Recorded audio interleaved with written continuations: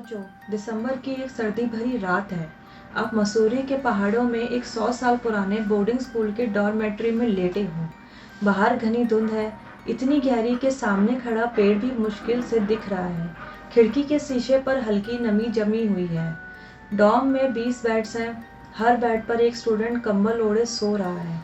Room में से wall clock की टिक टिक सुनाई दे रही है। क्लॉक 1:59 दिखाता है। हवा अचानक बिल्कुल शांत हो जाती है, नेचर का जैसे कोई म्यूट बटन दबा दिया हो। और फिर ठीक 2 बजे एक पुरानी लोहे की बेल इतनी ज़ोर से बजती है कि पूरा बिल्डिंग हिल उठता है। आपका दिल एक सेकंड के लिए रुक जाता है। ये बेल स्कूल का मॉर्निंग बेल नहीं है। ये बेल 30 साल से ऑफिशियली बंद है। बेल टावर लॉक रहता है, रोप हटा दी गई थी, फिर भी हर साल एक ही तारीख पर रात के 2 बजे ये बेल बजती है। और उस रात 1987 में एक लड़की गायब हो गई थी। दोस्तों, आज ये कहानी सिर्फ एक हॉरर फिक्शन नहीं, बल्कि एक दबाया गया सच है जो मसूरी की धुन में आज भी जिंदा है। मसूरी, जिसे क्वीन ऑफ हिल्स कहा जाता है, दिन के वक्त पोस्टकार्ड जैसा लगता है। मॉल रोड पर टूरिस्ट, चाय की टपरियों से उठती भाप और पहाड़ों से टकराती ठंडी हवा।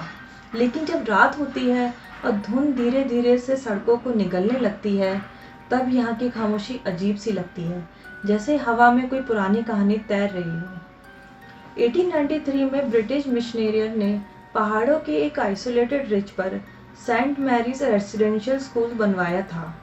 बिल्डिंग गोथिक स्टाइल में बनी थी, pointed arches, stained glass windows जिनके रंग शाम के वक्त जमीन पर लाल और नीले साए बनाते थे,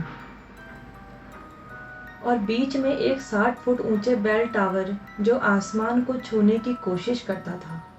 स्कूल का मोटो था discipline before all. British era में कहा जाता था कि बेल टावर के नीचे एक छोटा स्टोन चैम्बर है जहां से रोप खींचकर बेल बजाई जाती थी। कुछ लोकल्स लोग कहते थे कि वहां से एक नैरो टनल जंगल तक जाता है जिसे इमरजेंसी एग्जिट के लिए बनाया गया था। 1940s में स्कूल के एक विंग में आग लगी थी। 1960s में एक स्टूडेंट मिस्टीरियस इलनेस से मरा था। लेकिन सबसे ज़्यादा छुपाया गया केस 1987 का था, एक ऐसा केस जिसके जिक्र किसी ऑफिशियल रिकॉर्ड में सिर्फ 2 लाइंस में किया गया, एक्सीडेंटल फॉल फ्रॉम टेरेस। पर लोकल्स कहते हैं वो एक्सीडेंट नहीं था। आरव मल्होत्रा 14 साल का दिल्ली का रहने वाला एक इंटेलिजेंट पर इंट्रोवर्टेड लड़का। जब पहली बार स्कूल कैंपस में एंटर हुआ तो उसने पहले ही कदम पर कुछ अलग महसूस किया। हवा थोड़ी ज़्यादा ठंडी थी, जैसे टेम्परेचर बाकी मसूरी से कम हो।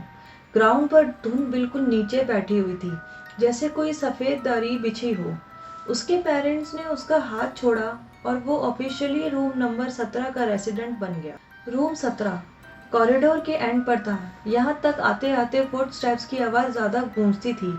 रूम के अंदर एक पुरानी वुडन अलमीरा थी जिसके अंदर से कपड़ों और पुरानी लकड़ी की मिक्स स्मेल आती थी। बेड के सामने एक बड़ी खिड़की थी जो सीधा बेल टावर की तरफ खुलती थी। सीनियर स्टूडेंट राघव ने हल्का सा स्मिर्क करते हुए कहा, रूम 17, इंटरेस्टिंग चॉइस। आरव ने पूछा, क्यों? राघव ने धीरे से जवाब दिया, बस याद रखना 2 बजे के बाद खिड़की मत खोलना। उस टोन में मजाक कम वार्निंग ज़्यादा थी।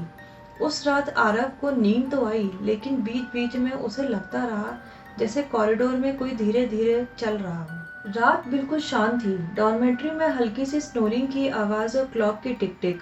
1:58 पर आरव की आंख अचानक खुल गई, बिना किसी वजह से, जैसे किसी ने उसका नाम पुकारा हो। हवा रुक गई, कर्टेन्स बिल्कुल स्टिल हो गए और फिर 2 बजे टन। बेल की आवाज़ इतनी तेज थी कि शीशे वाइब्रेट करने लगे। दूसरा स्ट्राइक और भी लंबा था। स्टूडेंट्स बेड से उठकर चिल्लाने लगे। वार्डन मिस्टर डिसोजा ने टॉर्च ली और बेल टावर की तरफ दौड़े। 10 मिनट बाद जब वो वापस आए, उनका चेहरा सफ़ेद था।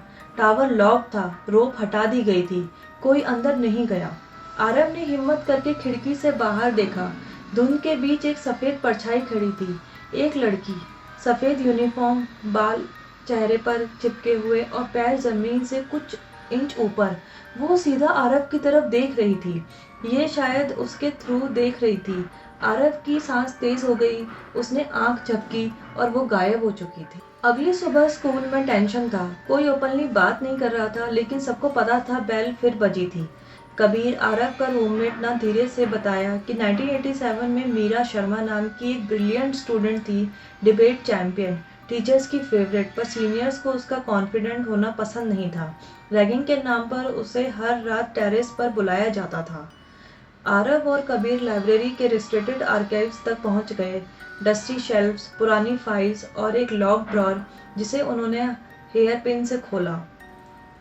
अंदर एक डायरी थी, ब्राउन कवर पेजेस पर वाटर स्टेन्स। डायरी की एंट्रीज पहले नॉर्मल थे, स्टडीज, कंपटीशन, घर की यादें। फिर ट्यून चेंज हो गई। उन्होंने मुझे फिर टेरेस पर बुलाया। मुझे डर लग रहा है, अगर मैं कंप्लेन किया तो वो मुझे गिरा देंगे। और लास्ट पेज पर लिखा था, दे पुश्ड मी। जैसे ही आरव ने लास्ट लाइन पढ़ी, लाइब्रेरी का डोर जोर से बंद हुआ। लाइट्स फ्लिकर करने लगी। टेम्परेचर अचानक ड्रॉप हो गया और सीढ़ियों पर स्लो फुटस्टेप्स की आवाज़ आई। ठक ठक ठक, जैसे कोई नंगे पैर चल रहा हो। आरव ने पीछे मुड़कर देखा। कॉरिडोर के एंड पर एक सफ़ेद सेल्यूट खड़ी थी। आरव ने डिसाइड किया कि वो डर कर नहीं भागेगा। 2 बजे से पहले ही वो क्वाइटली डॉम से निकला और बेल टावर की स्पाइरल स्टेयरकेस चढ़ने लगा। हर स्टेप पर लकड़ी चीख रही थी, जैसे वो उसे वार्निंग दे रही हो। 2 बजे से कुछ सेकंड्स पहले वो टॉप पर पहुंच गया। बेल हवा में हल्की से हिल रही थी, बिना किसी रोक के। अब बीच में मीरा खड़ी थी। इस बार उसका चेहरा क्लियर दिखा, सफ़ेद, थोड़ा ट्रांसपेरेंट, आंखों की जगह गहरे अंधेरा। उसकी आवाज़ के साथ गूंजी, मुझे इंसाफ चाहिए। उसने अपना हाथ बेल की तरफ उठाया और बिना टच किए बेल बजने लगी। आरव ने हिम्मत जोड़कर कहा, मैं सच सबको बताऊंगा। एक पल के लिए मीरा का चेहरा नॉर्मल हो गया, जैसे वो सिर्फ एक 16 साल की लड़की हो। फिर वो धीरे धीरे हवा में घुल गई। अगले दिन डायरी प्रिंसिपल को दे दी गई। इन्वेस्टिगेशन रीओपन हुआ। 1987 के 4 सीनियर्स ट्रेस किए गए। स्टाफ्स ने कन्फेस किया कि रैगिंग वायलेंट थी और केस को रेपुटेशन के लिए सप्रेस किया गया। ऑफिशियल अपॉलॉजी इशू हुआ। टेरेस पर सेफ्टी ग्रिल्स लगाई गई और उस रात बेल नहीं बजी। लेकिन कुछ महीने बाद दिसंबर की एक और रात, एक जूनियर स्टूडेंट ने क्लेम किया कि उसने धुन में एक सफ़ेद यूनिफॉर्म देखी। बेल नहीं बजी, पर हवा में एक हल्की सी फुसकुराहट सुनाई दी। Thank you. शायद मीरा को इंसाफ मिल गया, या शायद कुछ कहानियाँ इंसाफ के बाद भी जिंदा रहती हैं, सिर्फ याद दिलाने के लिए कि सच को कभी दबाकर नहीं रखा जा सकता। अगर आप कभी मसूरी जाओ और रात के 2 बजे हवा अचानक शांत हो जाए, तो याद रखना, हर खामोशी खाली नहीं होती। अगर आपको मेरी कहानी पसंद आई है तो स्टोरीज बाय कंचन को लाइक करें, शेयर करें और सब्सक्राइब करें मेरे चैनल को। मिलते हैं अगले एपिसोड में एक और नई कहानी के साथ।